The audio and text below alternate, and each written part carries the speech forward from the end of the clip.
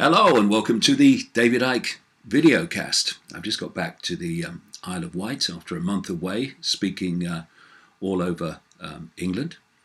And the events were fantastic. Lovely people came, as always. And there were yet more confirmation that the world is waking up to the hoax we've been given all our lives about, well, virtually everything, and certainly about world events. And those who were at the talks or have read my books for many, many years will not have been in the least surprised at the happenings of the last few days with Donald Trump, who's just a front man for the hidden hand that controlled Boy George Bush and Obama and Bill Clinton, that Trump pulled out of the nuclear deal with Iran. Very simple. Why? There's a list of countries named by an organization called the Project for the New American Century in September 2000 that were designed for regime change. And they were Iraq, Libya, Syria, and Iran. So just as they needed an excuse, which they made up, of course, of weapons of mass destruction in Iraq to invade Iraq. So now, with Iran next on the list for attack, they have to find an excuse, and the same will apply to Lebanon, that was also on the same list. And it's no coincidence either that Benjamin Netanyahu, he of the far-right, racist, apartheid Israeli government, made a comic presentation saying that Iran was this great nuclear danger, or that he was overjoyed to the point of hysteria when Trump pulled out of the nuclear deal. No accident either that we've seen Israel attacking what they say are Iranian targets in Syria by saying the Iranians attacked us first. Evidence, see Salisbury attack, see chemical attack in Syria by Assad. Evidence, zilch. But we don't need evidence, just need the claim. Oh no, yeah, this is what happened. Bomber. And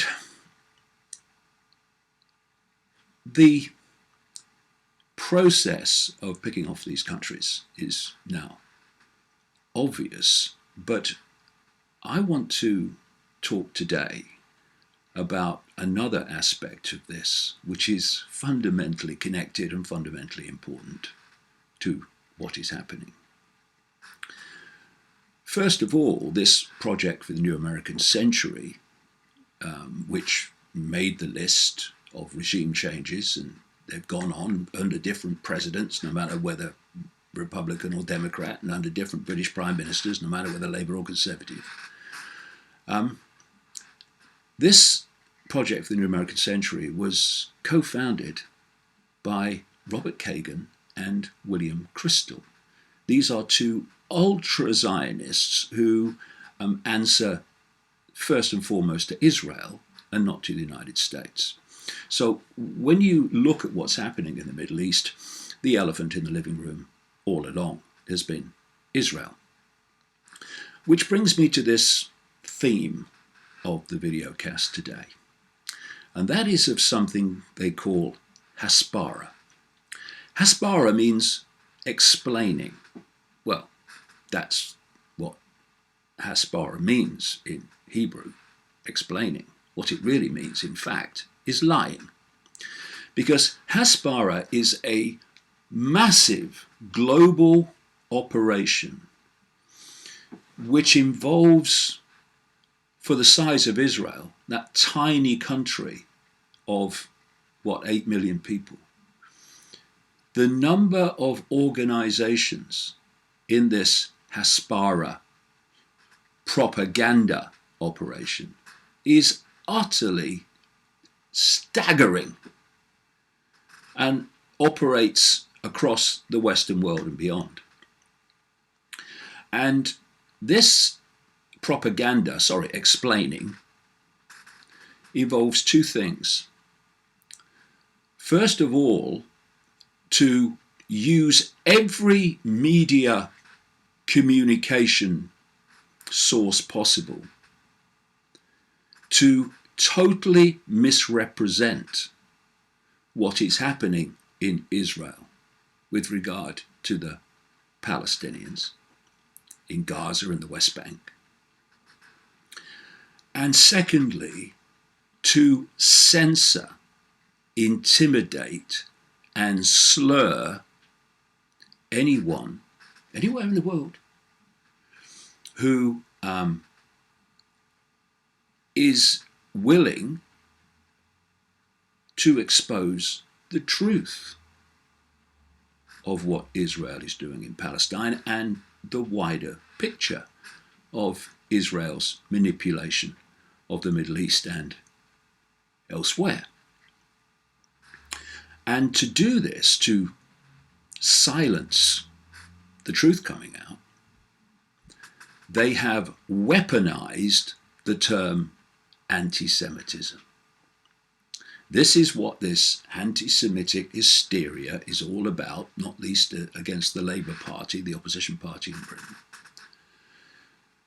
Weaponizing the term anti-Semitism. Now, as I've said many times, anti-Semitic actually means anti-Arab overwhelmingly, because Semitic relates to a language group which is overwhelmingly made up of Arabic people, so the very term is a misrepresentation.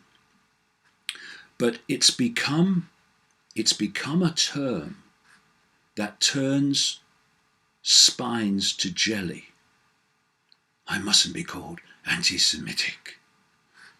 Well, if you are judging an entire people on the basis of the actions of a few, or you're judging an entire people because of their religion or because of their race or sexuality, then that is absolutely bloody ridiculous nonsense.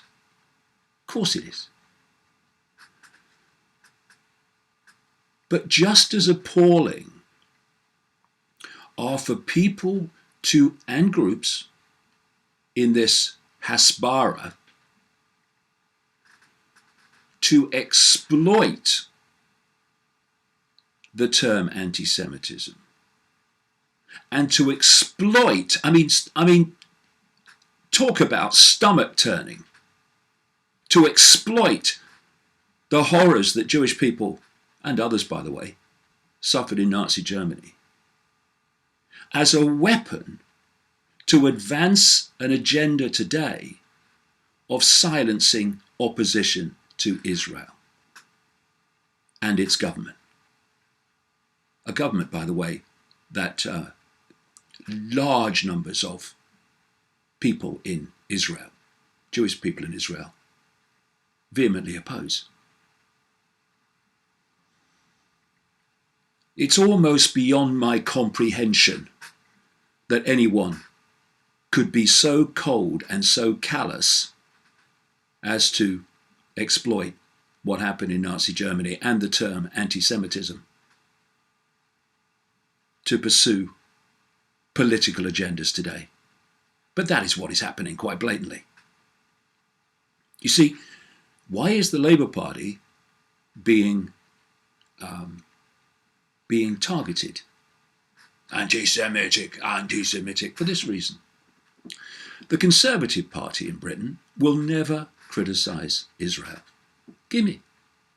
The rump that's left of the so-called Centre Party, the Liberal Democrats, will never criticise Israel. People have been thrown out the party for doing so. The great swathe of the Labour Party that still has Tony Blair as its spiritual leader, known as Blairites, they're not going to criticise Israel. Are you kidding? Who do you think Tony Blair's been serving all these years? Which leaves a group in the Labour Party around the current leader, Jeremy Corbyn, who are prepared to criticise Israel's government and to challenge their disgusting, appalling, racist, apartheid treatment of the Palestinian people. And so you target them with this hysteria about anti-Semitism, because what you want is for them to be so intimidated and so desperate not to be labelled anti-Semitic that they will stop criticising Israel. And the people that you're worried about the most are Jewish people who criticise Israel. That's why they are targeted by these groups more than anybody, because it's much more difficult, for obvious reasons, to dub a Jewish person anti-Semitic. It is a bit ridiculous, though they do try. And so a number of these Labour Party members that have been thrown out of the Labour Party for anti-Semitic remarks have actually been Jewish, because it's nothing to do with fighting racism. It's nothing to do with fighting this anti-Semitism. It's to do with using the term anti-Semitism to stop legitimate criticism and exposure of the Israeli regime. And this is why, in recent years, the definition of anti-Semitism has changed from the sensible definition, which is a hatred of Jewish people because they are Jewish, which, as I say, is frickin' nonsense to even consider doing that. But the definition has now been widened to include, wait for it, criticism of Israel. And all these dots need to be put together. You first change the definition, and then you start targeting people as anti-Semitic because they're criticizing Israel, when you couldn't target them before because the definition didn't include that.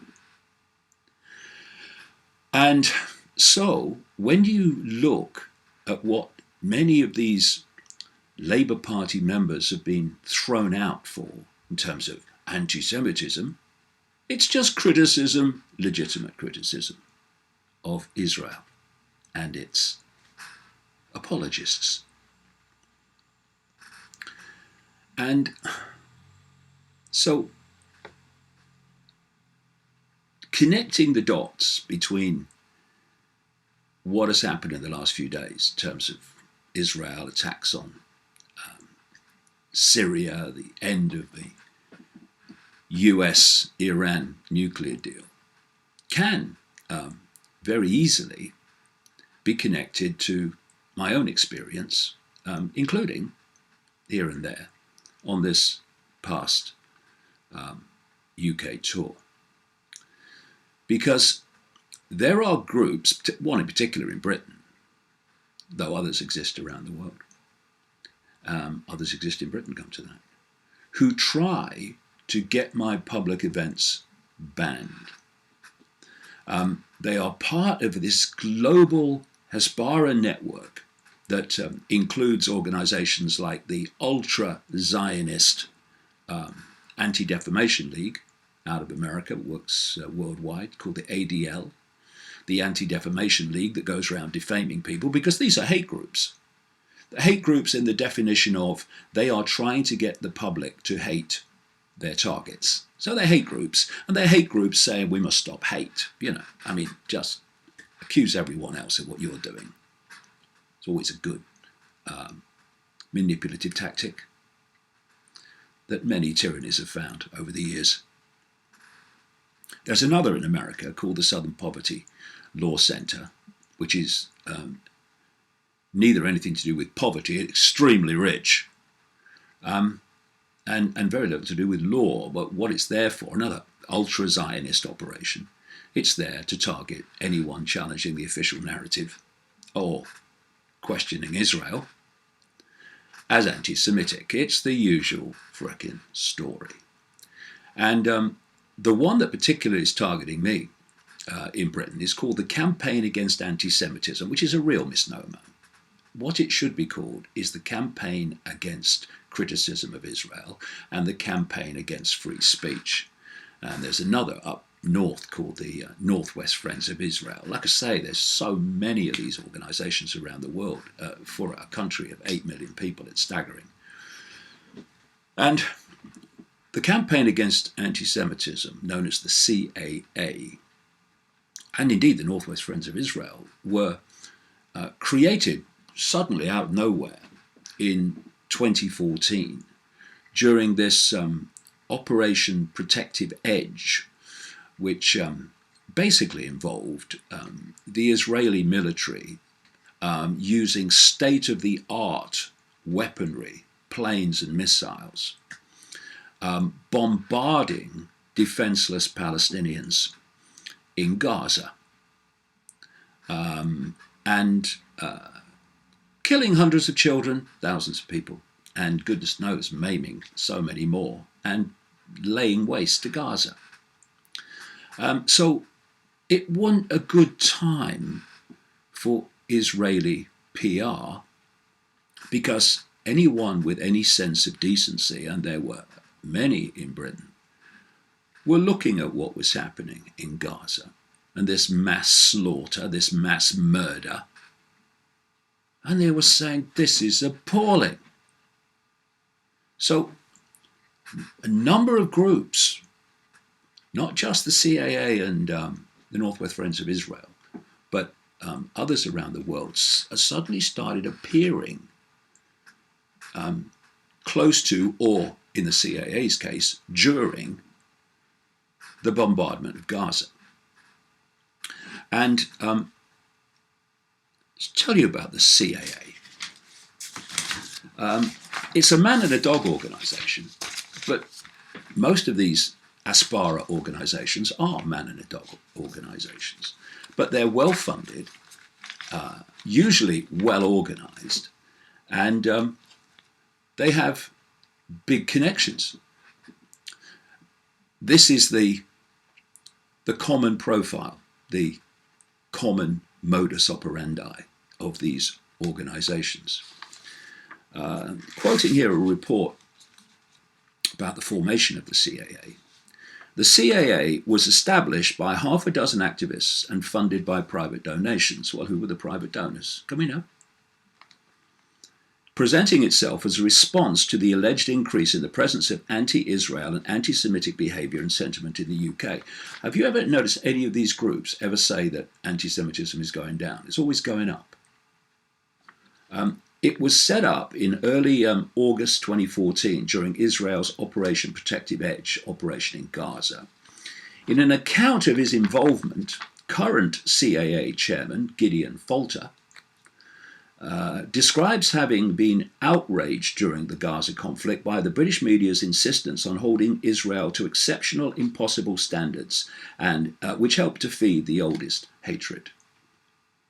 Also, not bombing unarmed civilians and killing hundreds of children, thousands of people, and maiming goodness knows how many more, is holding Israel to this exceptional, impossible standards. Mr. Falter, I've never bombed anyone in my life. I don't think that me doing so and then being criticised for it would be being held to exceptional and impossible standards. In a civilized world, you do not bomb innocent people from the sky.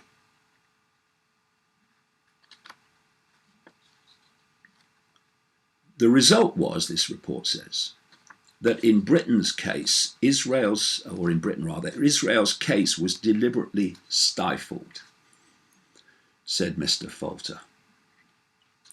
Yeah, Israel's case is never put, is it? Palestinians' case is being put all the time, right? I must have missed it, though. And Falter says that it was being deliberately stifled, while expressing support for Israel was enough to make the disinterested right-thinking mainstream of British society wince. You mean people could not understand support for Israel at a time of mass slaughter of unarmed Palestinian civilians? That's anti-Semitism, right? Gideon? It would seem so. And here we go. It's what was causing it was not what Israel was doing to Palestinians in Gaza. It was the oldest hatred. That was it. That was the reason. Nothing to do with the mass murder of defenseless civilians and children that made the British public appalled at the Israeli government. Today, it's nothing to do with Israeli army snipers blowing the heads and the legs off Palestinian kids and then caught on video laughing about it and cheering. No, people are not appalled by that. They're appalled because of the oldest hatred.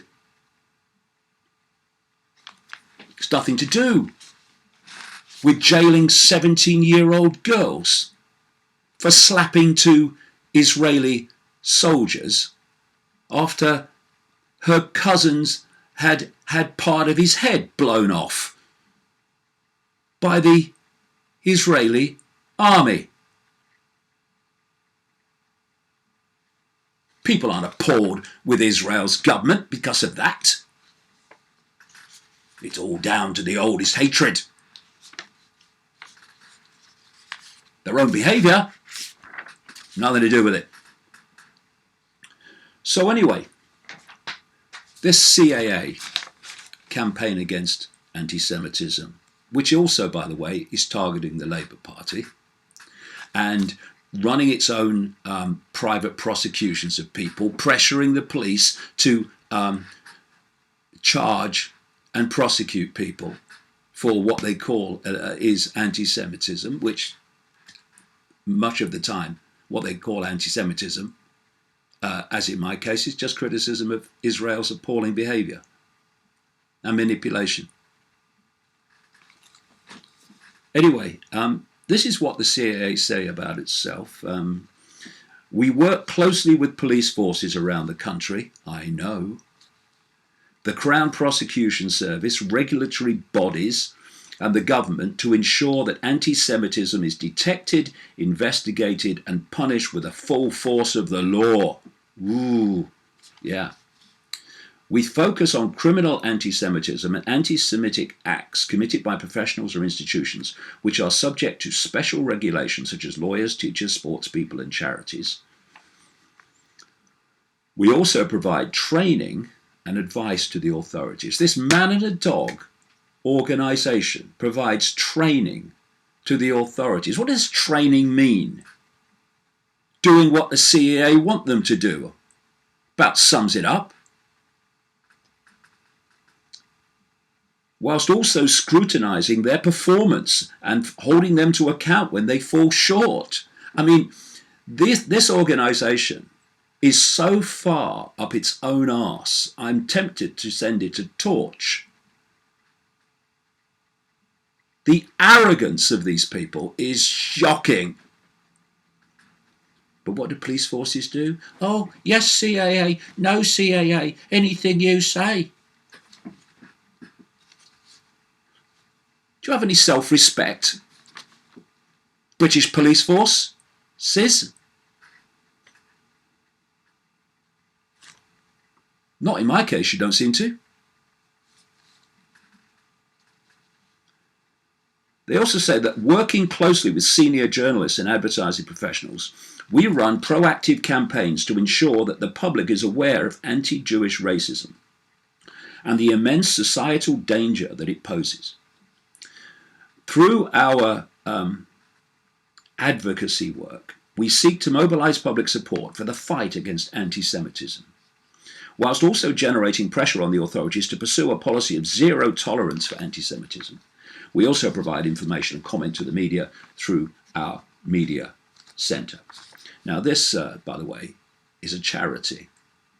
Well, maybe it's just me, but when I look at the way it operates and its modus operandi, how that can be a charity, I'm staggered. But all these organisations, or most of them, seem to be charities in this Haspara network. You can't not say we're a charity because that would be anti-Semitic. Yeah, okay, I get it. Yeah, usual justification. So the police work with the campaign against anti-Semitism, and the police, like in Leicestershire, it seems to have happened also in Norwich very recently, approach venues and warn them about what I'm going to say, which I'm not, I never have, and that the audience could be, and the staff at the venue could be in danger because of protests that have never happened. Year after year after year after year after year after year after year after year, as I've travelled around the world and now Britain, speaking to lovely people. So when they do that, as in Leicestershire, I've gone to the Leicester police and to the Leicester Council, who were also involved in frightening the crap out of a venue, which pulled as a result when it wasn't going to otherwise, under the Freedom of Information Act, to find out what the correspondence was and what was being said about me. Because the police wouldn't tell me, the council wouldn't tell me. This is unbelievable. This is Britain in 2018, where people can tell lies about you and what's going to happen to your event and what when it's never happened before, and what you're going to say when you're not. And these police forces, and Leicestershire Police Force for a start, and Leicester Council, have refused, under the Freedom of Information Act, to reveal the documents to show what was said about me. It's extraordinary. The power of this man and a dog organisation. Well, what's going on? And then there's Essex Police. I put a Freedom of Information Act request to Essex Police because I know that they've had a lot of dealings with the campaign against anti-Semitism. And the Essex Police behaviour in relation to my Freedom of Information request has been absolutely shocking. They are way past the point where they should have passed that documentation to me, but they simply haven't done so. And I write to them, I said, where is it? Oh, no, I mentioned it to my superior. Nothing, basically. So, Essex Police, Leicestershire Police, you are paid to represent the interests of the public, not to keep from people documentation in the public interest to find out what's being said about someone in an attempt to destroy their freedom of speech and thus the freedom of the audience to listen to what they choose to listen to. Disgraceful. I say again, do you have any self-respect?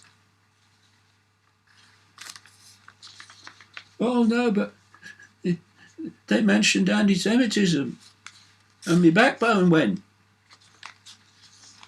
This is why the campaign against anti-Semitism will not debate with me, nor any of these organisations will debate with me, because they know, purely on the basis of fact, I'll have them for breakfast, dinner and tea. So throw your mud and run.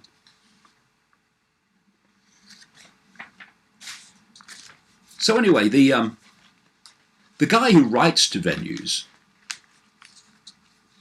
telling them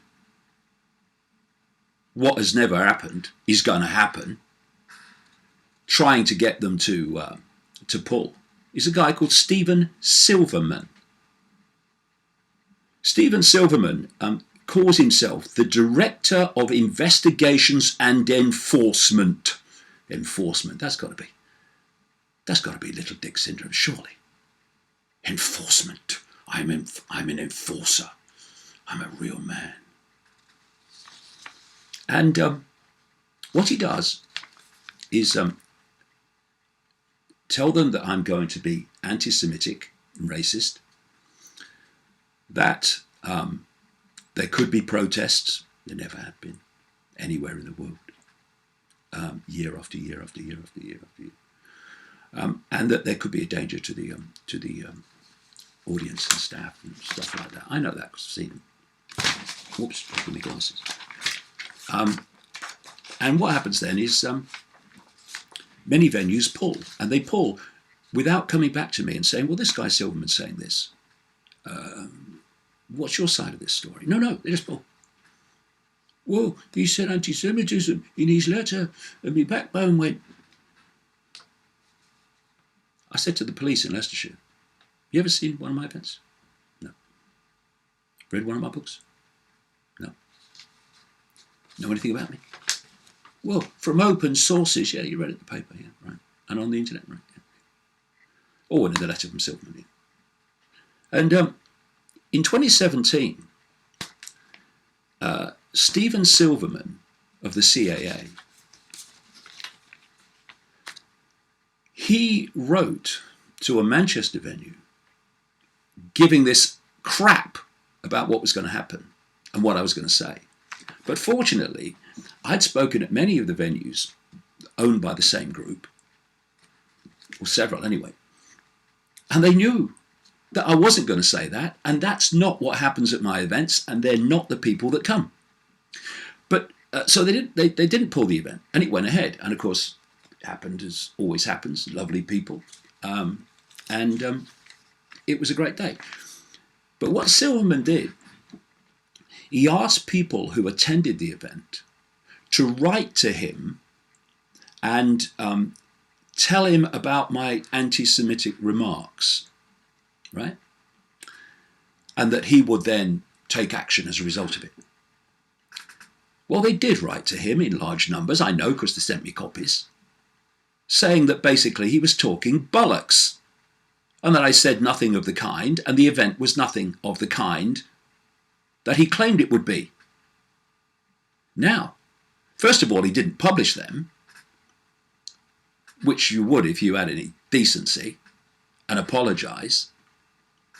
Not only did he not publish them, he then goes on writing to subsequent venues saying exactly the same as he told the Manchester venue. Because this is not about anti-Semitism. This is about silencing criticism and exposure of the government of Israel. And so you have the police and local authorities playing a part in destroying freedom of speech on the basis of a man and a dog organisation that is acting in the interests of a foreign power. Because who benefits from criticism of Israel being silenced? The government of Israel.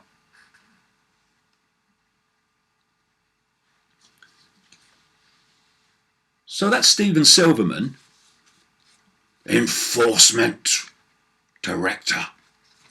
Like I say, Little Dick syndrome. That's just my opinion.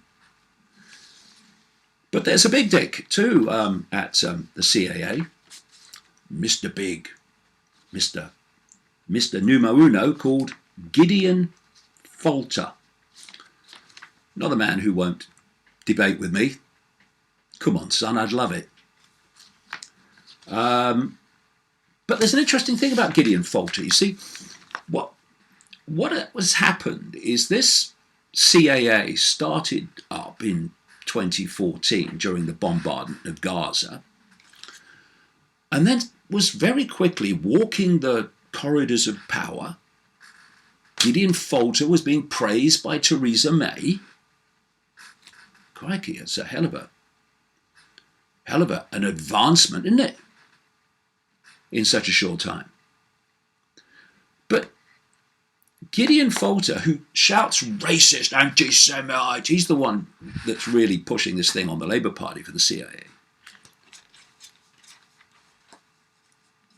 He says on the CIA website that he is a board member, a UK board member, of something called the Jewish National Fund.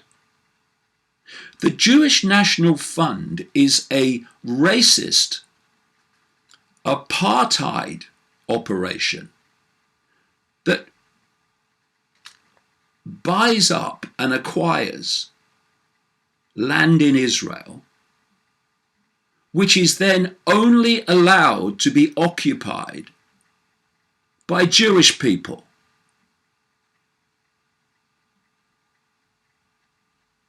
Is there a better definition of apartheid?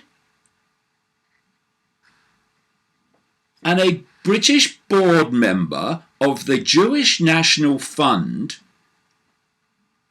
is accusing everyone else of being racist and trying to stop my public events on the ridiculous mendacity that I am racist, when what I'm saying is we're all one consciousness having different experiences, and therefore self-identity with race, never mind racism, is a nonsense. So let me tell you about the Jewish National Fund. Kind of interesting given Falter's involvement in it. You might have seen Falter, by the way, or Faulty I call him anyway, just my opinion. You may have seen him on the BBC and other media outlets getting softball questions from clueless interviewers. Oh, tell me about anti-Semitism, tell me how bad it is. Why don't they ever question him on the contradiction of him talking about racism while being on the British board of the Jewish National Fund, the background to which is some of this. It was founded in 1901 and has played a central role in the occupation of Palestinian land ever since. In 1909, the Jewish National Fund played a central role in the founding of Tel Aviv.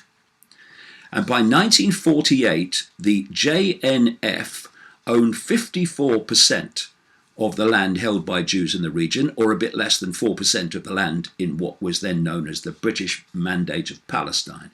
By 2007, the Jewish National Fund owned 13% of the total land of Israel, and it has funded projects within the illegally occupied Jewish settlements on Palestinian land. British Prime Ministers, including Tony Blair, of course, up to David Cameron, have been honorary patrons of the Jewish National Fund UK, which this Falter bloke is involved with. The Jewish National Fund actually works in close tandem, this article says, with the State of Israel to promote its agenda of maintaining a Jewish settler colonialist state. This is what one writer said about the JNF. For example, the JNF holds a privileged status in Israel. It holds 50% of the seats on the Israel Land Administration, the ILA Council, the public authority that controls 93% of state lands. The JNF's bylaws prohibit the organisation from leasing land to non-Jews. Did I mention apartheid? I think I might have done.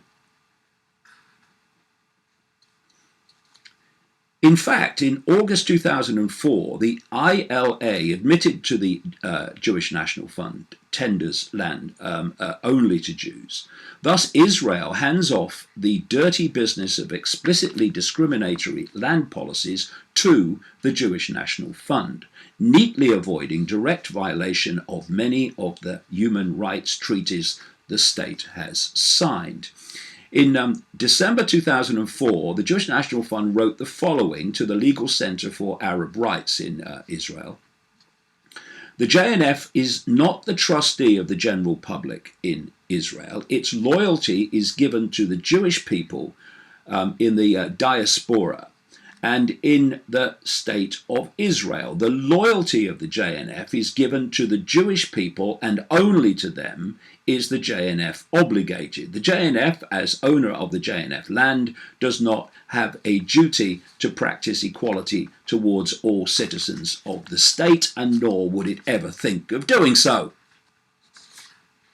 Another writer said of the JNF, this organization that Basil Falter is involved in,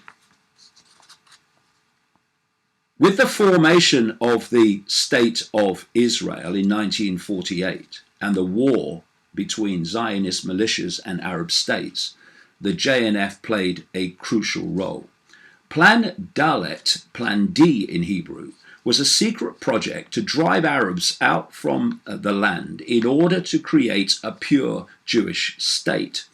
In preparing for this military ethnic cleansing, detailed information about the Arab population was gathered by a unit of the JNF. These village files, as they were called, included data on village geography, demographics, economy, and political affiliation, which were used to evict populations by trickery or force and to massacre suspected militants. In a few cases, the buildings were left and occupied by Jewish immigrants. The villages given Hebrew names by the JNF's naming committee. Most villages were bulldozed or dynamited. The Palestinian population was forced into refugee camps where they remain. The village land emptied of its Palestinian population was passed into the custody of the Jewish National Fund, which planted trees and created forested parks to prevent the return of refugees. This is the Gideon Falter. Basil Fawlty is for people around the world, is a famous comic character in Britain. Gideon Falter, Basil Falter,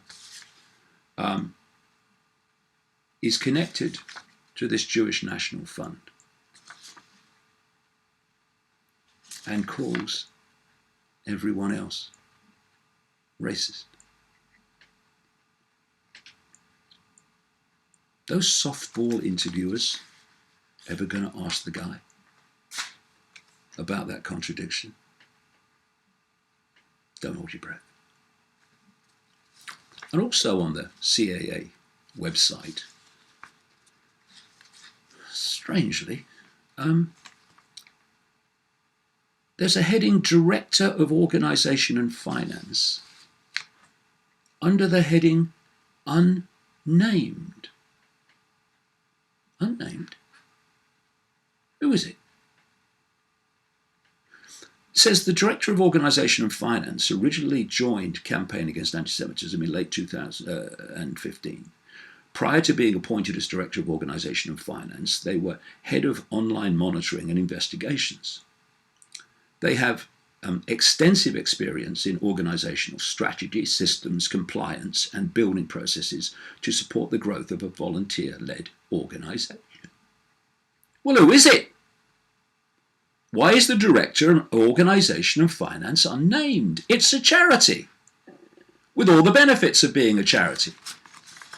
And we don't know who it is.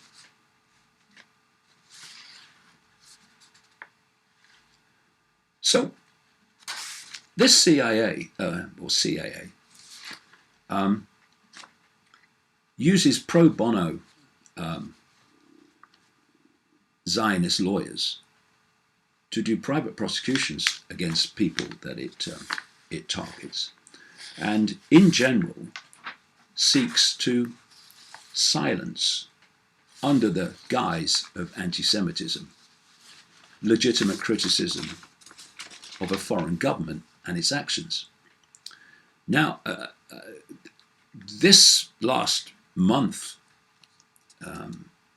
we have had to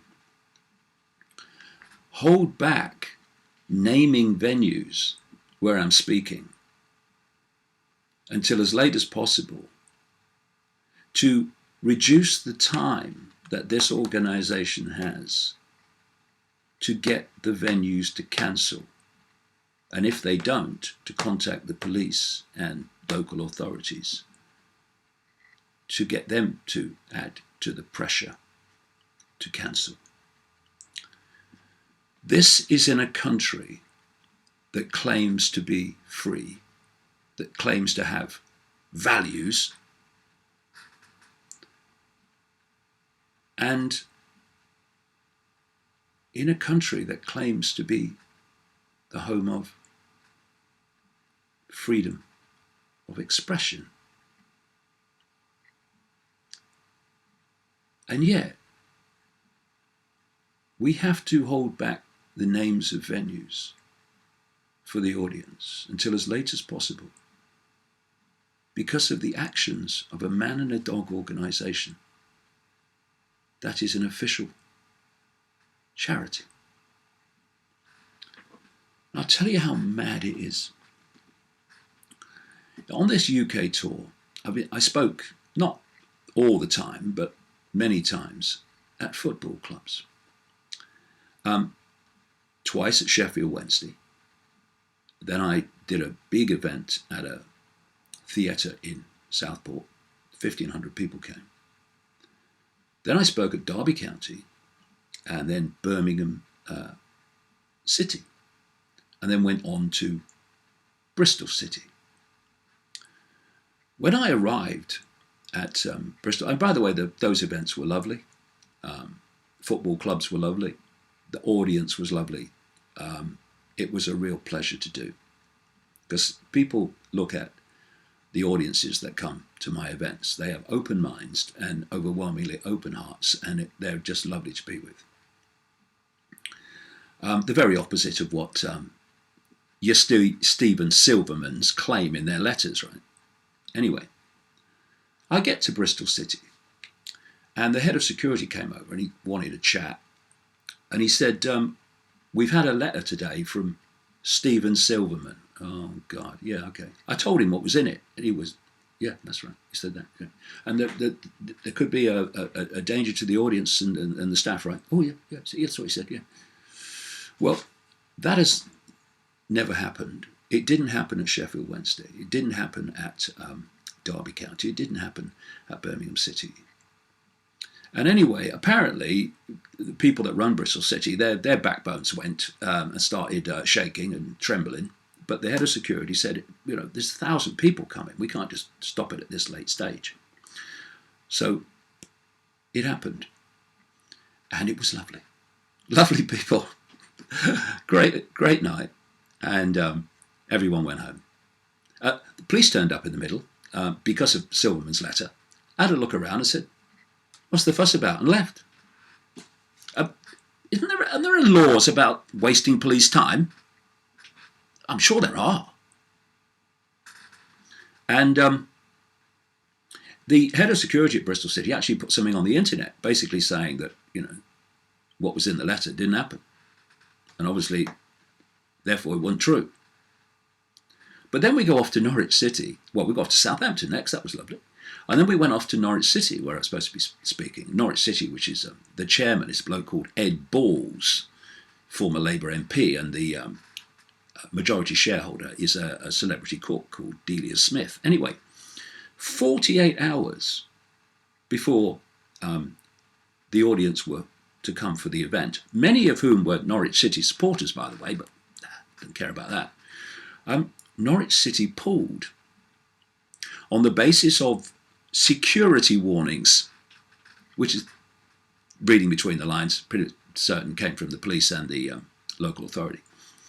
And they pulled out of the contract on a clause of, it was to do with harming the reputation of the club. Well, pulling out on the basis of this bollocks harms it far more, as Manchester United found out when they did it.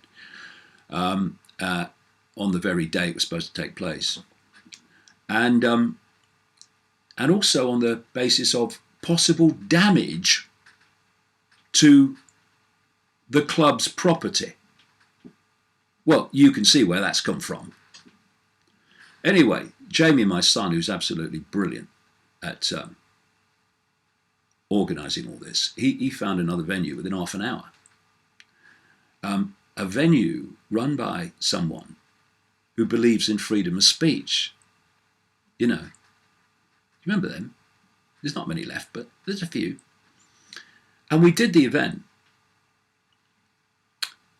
with no security.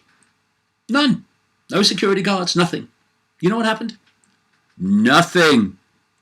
Lovely people came. We talked about the need, or I talked about the need, to realize we're all one consciousness, having different experiences, and therefore self-identity with race and racism are ludicrous. And then everyone went home. And this is what you are dealing with. We've reached the point now in Britain whereby speaking in a theatre or any building that is connected to a local authority is virtually impossible because they pull it. And you know the authorities that, or the political complexion of the authorities that are doing this? Most? The Labour Party. These places that pull events because of the local council, or the local council pulls directly, if it's his property, are run by the Labour Party. The very Labour Party that's being targeted by Falter and Silverman and the campaign against anti-Semitism. If it wasn't so pathetic, it would be funny. Anyway, this Hasbara is not just happening in Britain. It's happening everywhere. And you'll note that the censorship now of the alternative narrative to anything, not just about what's happening in Israel and what Israel is doing, is being so obviously done by organizations like Facebook and Google and Google-owned YouTube. And as I said in my latest book, it's interesting to look at the fact that Facebook is run, officially anyway, by a pro-Israel Zionist called Mark Zuckerberg. And his chief operating officer is the same, a lady called Sheryl Sandberg. Google, through the parent company Alphabet, is owned by Sergey Brin and Larry Page, both Zionists. And the chief executive of YouTube, which has been deleting alternative channels, giving an alternative to the official narrative on a vast scale, is Susan Wojcicki, who is a Zionist. And her sister, Anne Wojcicki, is the former wife of Sergey Brin and the founder and person in charge of a DNA testing operation called 23andMe.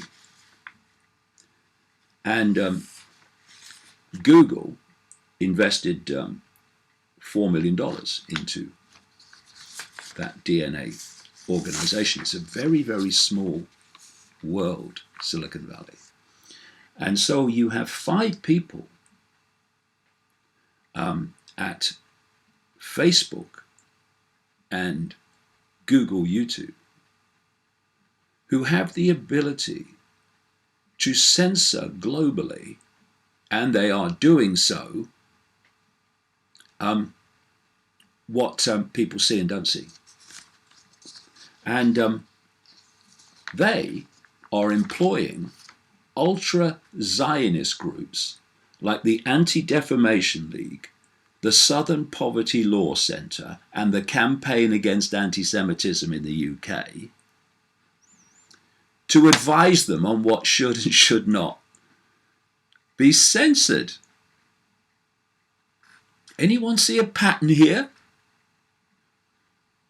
And that is why the weaponization of anti-Semitism has happened, to stop things like that being pointed out, because although they're facts, they are dubbed anti-Semitic because they are facts they don't want the public to know. Well, bollocks to that.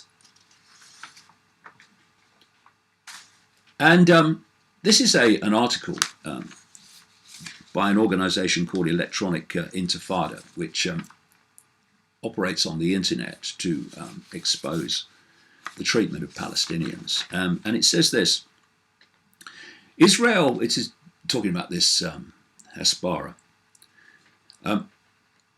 Israel began testing various online propaganda tools in order to counteract negative press, especially after its assaults on Gaza in 2012 and 2014. You see this common theme, just at the same time that these organizations I've talked about in Britain suddenly appeared.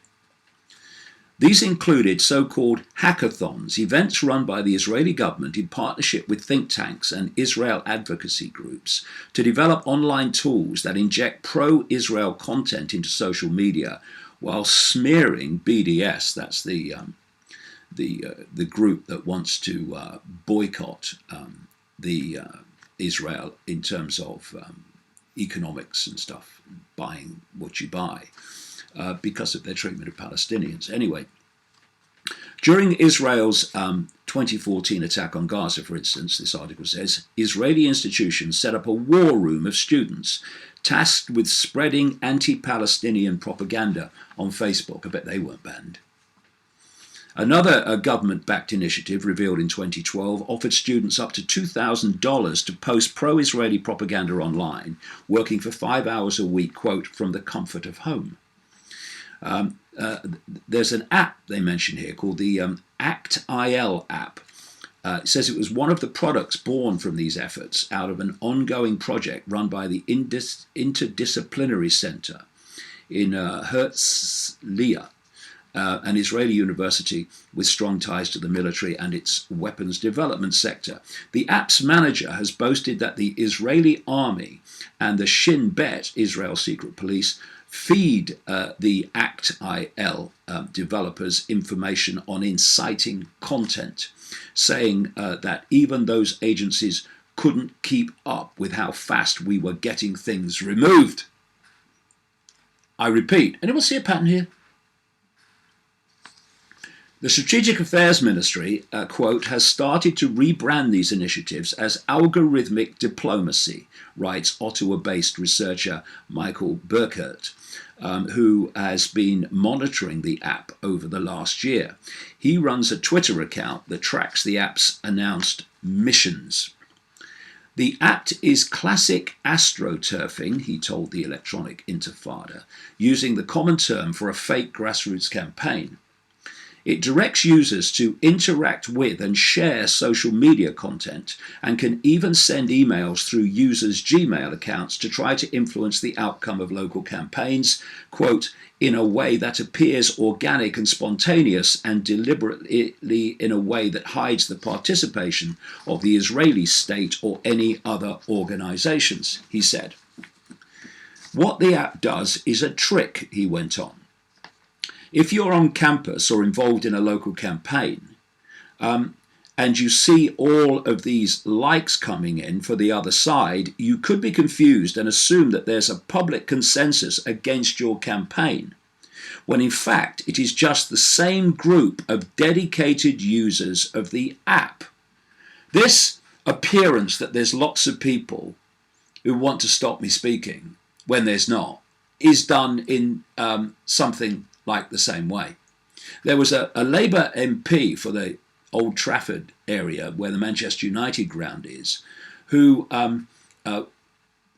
intervened to get Manchester United to stop my book launch event last year.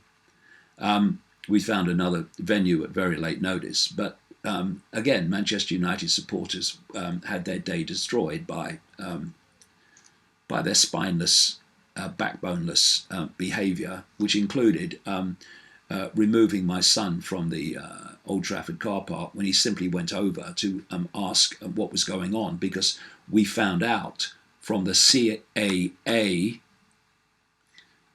Twitter account that Manchester United cancelled an event. To this day, they haven't told us. Classy club. Anyway, this Kate Green, this MP, she quoted people who'd emailed her saying, must stop it. And I followed up one of them, and it was a fake account. Only had one posting ever. This is how it's done. Anyway, last month, this article concludes, the app directed users to send emails and petitions to the City Council of Cambridge, Massachusetts, in an effort, because this is really global, I'm not kidding you, in an effort to thwart activist pressure on the city to drop Hewlett-Packard over that company's contracts with the Israeli military. These are international app users at the direction of the Israeli government and not local constituencies, Burkhardt tweeted at the time. The Israel on Campus Coalition and Israel Lobby Network, which closely monitors the Palestinian Solidarity Movement, appears to be involved, the article says, in attacking the student supporters of divestment from Israel at George Washington University in the United States. The ICC has attempted to smear a student senator, Brady Forrest, who has been accused of anti-Semitism due to his criticisms of Israeli policies and Jewish student organizations that back Israeli violence against Palestinians. That's the new anti-Semitism. That is not just an abuse of the term, it's abuse of the people in Germany, the Jewish people who suffered in Germany, exploiting them for this. Speaking of which, in an email seen by the Electronic Intifada, which addressed Forrest as Adolf Hitler, student senators were warned against using a secret ballot during the divestment vote.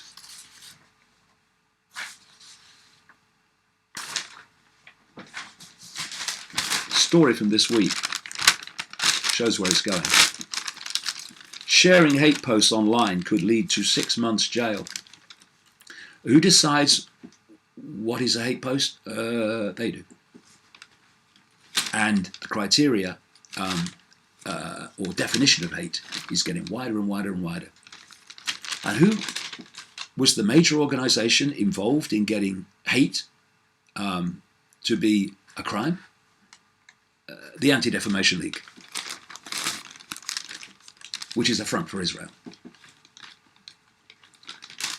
Social media users, the story says, who share or comment on racist or anti-gay postings will face jail under rules proposed yesterday. Advice for judges and magistrates recommends harsh punishments for those found guilty of stirring up hatred against racial, religious, or sexual minority groups. Among those jailed should be people who post comments or share online hate speech because they have been reckless as to whether they stir up hatred, say the proposals from the Sentencing Council. In other words, we will decide what's hate. We will decide if you're stirring up hatred, even though you're not. And therefore, we will prosecute you. I'm sure the CAA will be right on the case. That's what it wants all the time. People prosecuted. Jail them. They're an anti-hate organisation, by the way. Those found guilty of hate trolling by commenting or sharing social media should typically receive a sentence of 6 months in jail. Anyone who is convicted of originating hate speech that threatens anyone's life or which is widely distributed should expect 3 years. Even someone whose words or material were judged as hateful but were not considered to have threatened life or reached a big audience is likely to be punished with 1 year in jail. Wake up, people.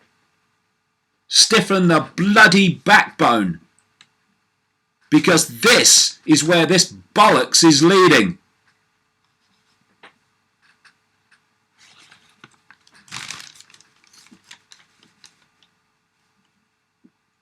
But critics say the proposals will mean young people who heedlessly throw insults against racial, religious or sexual groups on the internet are at risk of prison sentences. That's the bloody idea, mate. The recommendations, which will be subject to a 3-month consultation, come at a time of deepening sensitivity to racism and abuse about sexuality online. Caused by what?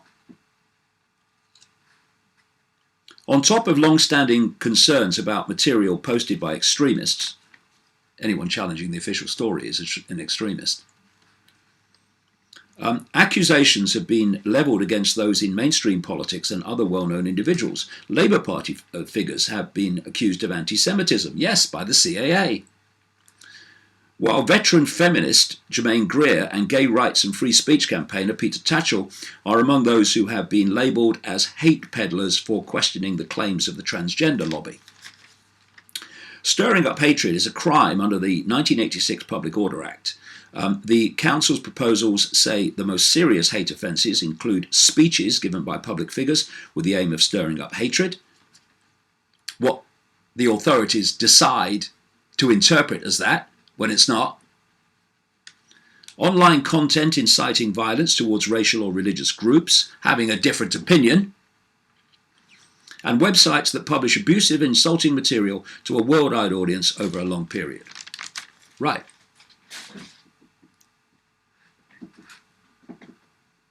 Well, if you push that through, some very innocent people are going to jail. And of course, what it's meant to do is to intimidate people in fear of that into silence. You're looking at someone who won't do that.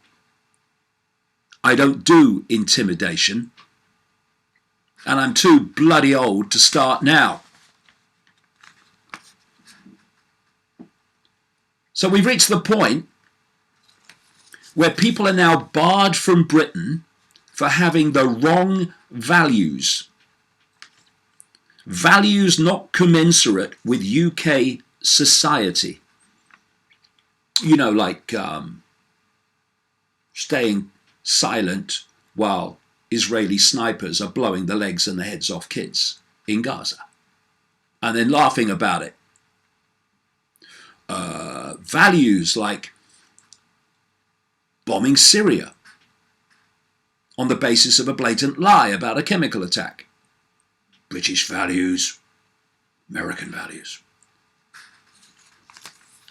Censoring people. Forcing a British citizen of 66 years to have to keep venues quiet for as long as possible so that we have a chance of actually speaking in public. Those values, right? Police and governments deleting free speech. British governments supplying state-of-the-art weapons to Saudi Arabia and Israel, but to Saudi Arabia to create the world's greatest humanitarian catastrophe, quote, with the Saudi bombing of Yemen. And does anyone care? Where is the British mainstream media on this? Yeah, there. The Daily Mail has been moaning on, actually quite rightly, about plans to censor the British press. Freedom of speech, it's been screaming from its pages. But it's not interested in freedom of speech. It's only interested in its own freedom. But there is no freedom of speech for anyone if one person doesn't have it, because then all that's left is freedom to conform. A proper newspaper a proper journalist would be screaming from the rooftops about what the CIA is doing, not least attempting to do to me, but failing miserably. But they're not, because they're not interested in freedom. They're just interested in self-interest. And so we are the ones who are going to stand up for it. And just to give you a feel for where we are, this is a story. Media on trial event cancelled by Leeds City Council, another Labour Party controlled authority. Do you remember when the Labour Party was anti-establishment? My God, you must be old. Today, on World Press Freedom Day, Leeds City Museum, a City Council owned and operated venue, cancelled the Media on Trial's booking for the event we had planned for 27th of May. The fact that the event was cancelled is perhaps bad enough. Some familiar stuff coming up now. What became clear as the day had progressed, though, is that Leeds City Museum appeared to have informed the press and media of the cancellation before they informed Media on Trial organisers. Well, at least they did eventually inform you. With me, they just don't do anything most of the time. Indeed, they waited for the Media on Trial representative to arrive at the venue for a planned meeting following a 4-hour train journey before giving us the news. Wow, my God. Do I recognise that? I wonder who contacted the council to say they should cancel it. Maybe Media on Trial, you ought to make a Freedom of Information request to Leeds City Council to find out.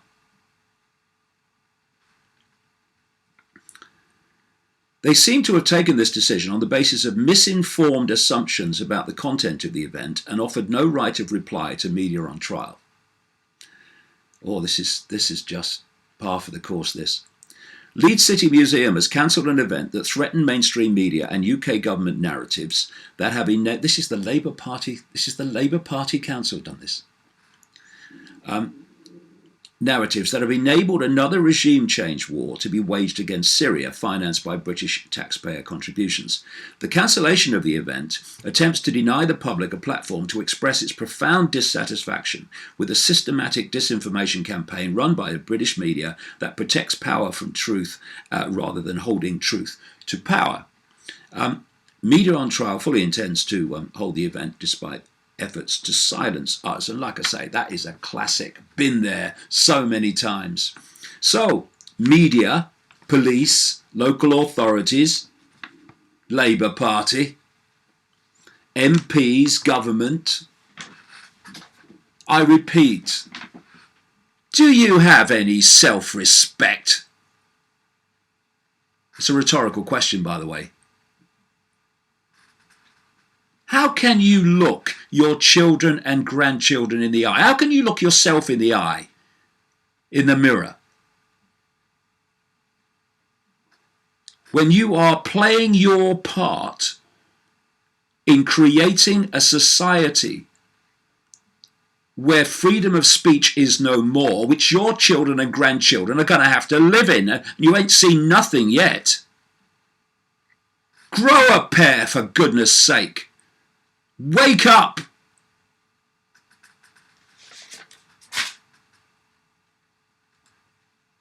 Because unless you do, and unless the people, not just of this country, but around the world wake up and refuse to be intimidated into silence by these Israel hate groups, there's going to be no freedom left. Just saying.